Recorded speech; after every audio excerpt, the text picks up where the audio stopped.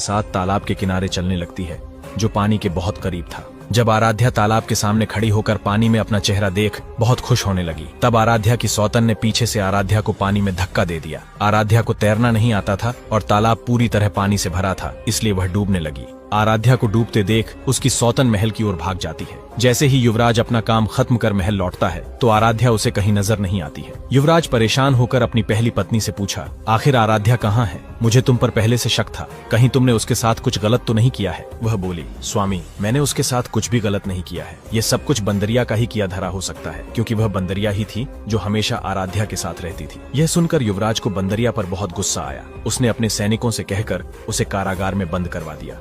जब से आराध्या गायब हुई थी, युवराज को कहीं भी चैन नहीं आ रहा था।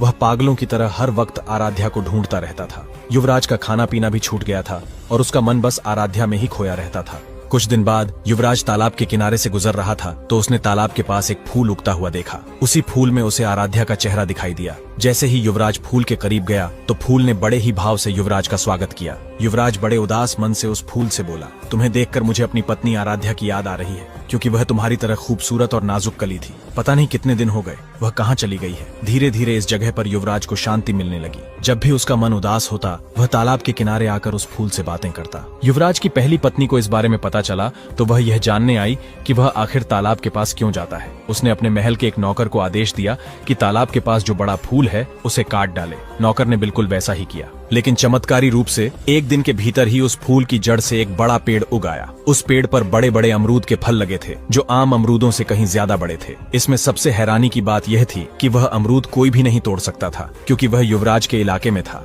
इसी बीच पड़ोसी राज्य का राजा एक दिन भटकते हुए उस राज्य में पहुंचा जहां आराध्या का युवराज से विवाह हुआ था। ये वही राजा था जिसकी असली बेटी आराध्या थी। वह थका हुआ अपनी पत्नी के साथ उसी पेड़ के नीचे आ पहुंचा और दोनों पेड़ के नीचे आराम करने लगे। जब उसकी पत्नी अपनी आंखें बंद की तो एक बड़ा अमरूद पेड़ से गिरकर उसके पास आ गिरा। वह डर गई, क्योंकि सोची कि अगर किसी ने देखा तो उसे अमरूद चुराने वाली समझेंगे। उस राजा की पत्नी अमरूद को लेकर अपने राज्य लौट आई और राजा से बोली, देखिए, मुझे एक चमत्कारी अमरूद मिला है जिसकी चमक आम अमरूदों से अलग है। जब उसने टोकरी खोली तो अमरूद की जगह एक नन्ही सी बच्ची थी। राजा और उसकी पत्नी यह देखकर हैरान रह गए। उन्होंने सोचा, यह भगवान का चमत्कार है, और इस बच्ची को पालने का फैसला किया। बच्ची बहुत सुंदर थी और राजा की खोई हुई बेटी की याद दिलाती थी। जब राजा ने बच्ची को छुआ तो उस बच्ची ने देखते ही देखते एक जवान लड़की का रूप धारण कर लिया। उधर साधु महाराज जब चंद्रपुर से अपना काम पूरा करके आश्रम वापस लौटे तो देखा कि ना आराध्या थी और ना ही बंदरिया। वह पागलों की तरह आराध्या और बंदरिया को ढूंढते रहे। अंत में वे उस राज्य में पहुंचे जहां युवराज ने आराध्या से विवाह किया था। वहां उनकी मुलाकात युवराज से हुई और उन्होंने युवराज को अपनी पूरी कहानी सुनाई। युवराज